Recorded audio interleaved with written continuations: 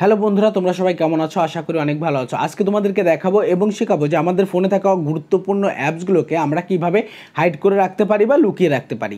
আপনি এখানে দেখতে পাচ্ছেন যে আমাদের ফেসবুক মেসেঞ্জার রয়েছে, ইমো মেসেঞ্জার রয়েছে, এখানে দেখতে পাচ্ছেন গ্যালারি রয়েছে।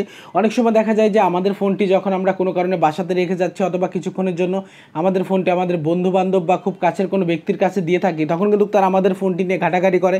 কখনো ইউটিউবে ঢোকে, কখনো ফেসবুক মেসেঞ্জারে ঢোকে, কখনো ফেসবুকে ঢোকে, কখনো বা গ্যালারিতে ঢোকে। অনেক সময় আমাদের গ্যালারিতে অনেক গোপনীয় কিছু ছবি থাকতে পারে, গোপনীয় কিছু ভিডিও থাকতে পারে।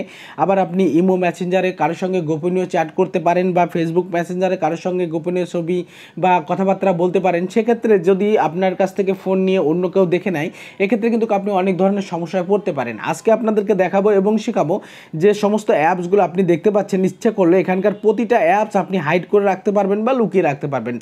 মানে সেই অ্যাপসগুলো আপনার ফোনেই থাকবে, শুধুমাত্র কোনো ব্যক্তি দেখতে পারবে না যে অ্যাপসগুলো কোথায় আছে। এটি করার জন্য আমরা একটি সফটওয়্যার ব্যবহার করেছি, যা আপনাদেরও করতে হবে যদি আপনি করতে চান। এখানে দেখতে পাচ্ছেন হাইড লেখা রয়েছে, এই হাইডে ক্লিক করবেন। হাইডে ক্লিক করার পর এখানে ক্লিক করবেন। এখানে ক্লিক করলে আপনি দেখতে পাবেন যে আপনার ফোনে থাকা সমস্ত অ্যাপসগুলো কিন্তু এখানে চলে আসবে।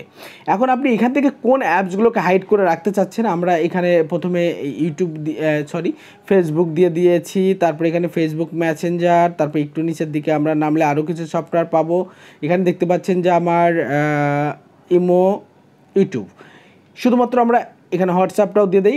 এখানে দেখতে পাচ্ছেন যে শুধুমাত্র আমরা 5টা অ্যাপস এখান থেকে হাইড করেছি। ইচ্ছে করলে আমরা সমস্ত অ্যাপস এখান থেকে হাইড করতে পারবো।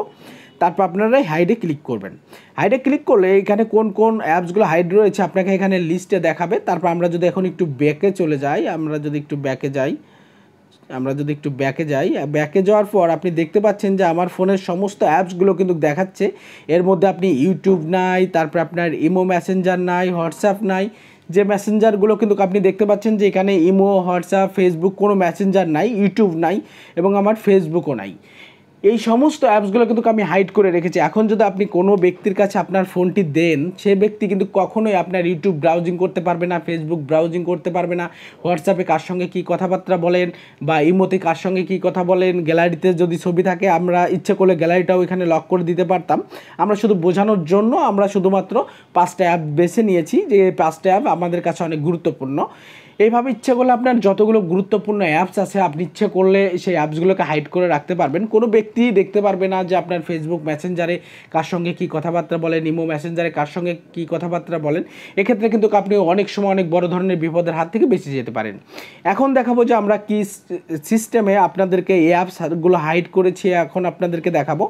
এর জন্য যে কাজটি করতে হবে, ছোট্ট একটি অ্যাপ্লিকেশন আপনাদেরকে একটু প্লে স্টোর থেকে ডাউনলোড করে নিতে হবে। প্লে স্টোর থেকে ডাউনলোড করার জন্য আপনাকে যে কাজটি করতে হবে, প্রথমে আপনাদের প্লে স্টোর আসতে হবে, তারপরে লিখতে হবে এফেক্স লাঞ্চার বলে লিখতে হবে। আপনি দেখতে পাচ্ছেন যে এফেক্স লাঞ্চার, এখানে আমরা এফেক্স লাঞ্চার দিয়ে এই যে আপনাদেরকে এতক্ষণ যে অ্যাপসগুলো হাইড করেছি এই এফেক্স লাঞ্চারের মাধ্যম দিয়ে, যেহেতু আমাদের এটা ইনস্টল করা রয়েছে, আমরা এটাকে আনইনস্টল করে আপনাদেরকে সেটিংগুলো সুন্দরভাবে দেখিয়ে দিব। আপনি যখন প্রথমবারের মতো এফেক্ট লাঞ্চারে প্রবেশ করবেন, এই যে ওপেন লেখাটি রয়েছে, আমরা যখন ওপেন করব এখানে, মানে প্রথমবার আপনি ডাউনলোড করার পরে এখানে কয়েকটা সেটিং আসবে। এখান থেকে যে কাজটি করতে হবে, একদম উপর দিকে এখানে ক্লিক করতে হবে। অবশ্যই নেক্সটে ক্লিক করবেন না, আমি যেখানে দেখাবো সেখানে ক্লিক করবেন। এখানে ক্লিক করবেন, তারপর আবারও এখানে ক্লিক করবেন, তারপর এখান থেকে এসে এখানে ক্লিক করবেন। এখানে ক্লিক করার পর আপনি দেখতে পাবেন যে আপনাদের সামনে এরকমটি আসবে। তারপর এখান থেকে এখানে ক্লিক করবেন। ক্লিক করার পর তারপরে আরেকটা সেটিং আপনাদের এখানে আসবে। তারপরে এখানে এই টিক মার্কটা দিয়ে দিবেন, তারপরে এখানে এফেক্ট লাঞ্চারটা সিলেক্ট করে দিবেন। তাহলেই মোটামুটি আপনার কাজ শেষ। এখন আপনি ইচ্ছে করলে আপনার যে অ্যাপসগুলো রয়েছে সেই অ্যাপসগুলো কিন্তু আপনি এখান থেকে হাইড করবেন। আবার কি করবেন, এই যে আপনি এখানে দেখতে পাচ্ছেন যে এফেক্ট লাঞ্চার বলে যে আপনার কাছে যে সফটওয়্যারটি ছিল সেটা কিন্তু এখানে চলে এসেছে। আপনি এফেক্ট লাঞ্চারে ক্লিক করবেন, তারপর এখানে হাইড অপশান দেখতে পাচ্ছেন, এই হাইডে ক্লিক করবেন, তারপর এখানে ক্লিক করবেন। এখান থেকে ক্লিক করার পর আপনি এখান থেকে আমরা একদম নিচেই ইউটিউবটা দিয়েই দেখাই, আবার ইউটিউবটা এখানে ক্লিক করবেন।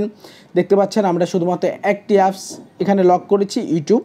তারপরে আমরা যদি এখন ব্যাকে চলে যাই, ব্যাকে যাওয়ার পর আপনি দেখতে পাবেন যে আমাদের যে মূল ফোন থেকে কিন্তু ইউটিউবটি নাই। দেখতে পাচ্ছেন আপনারা প্রত্যেকটি অ্যাপস এখানে দেখতে পাচ্ছেন, ইউটিউবটা নাই। এভাবে আপনি ইচ্ছে করলে সমস্ত অ্যাপসগুলো কিন্তু হাইড করতে পারবেন। এবং আনলক করবেন কি করে, আবার এই অ্যাপসে ক্লিক করবেন, আবার এই হাইড অপশানে ক্লিক করবেন, তারপর শুধুমাত্র এই লেখার উপর একটা ট্যাপ করবেন। এই লেখার উপর একটা ট্যাপ করলে আপনি দেখতে পাবেন সেটা আনলক হয়ে যাবে। এখন যদি আমরা আবার একটু ব্যাকে যে আপনাদেরকে দেখাই, তাহলে এই যে নিচের দিকে দেখতে পাচ্ছেন ইউটিউবটা কিন্তু চলে এসেছে। আপনি ইচ্ছে করলে এভাবে খুব সহজে আপনার ফোনে থাকা সমস্ত অ্যাপসগুলোকে আপনি হাইড করে রাখতে পারবেন। যদি আমাদের ভিডিওটি ভালো লাগে তাহলে নতুন নতুন টিপস পাওয়ার জন্য আমাদের চ্যানেলটি সাবস্ক্রাইব করে রাখবেন। ধন্যবাদ।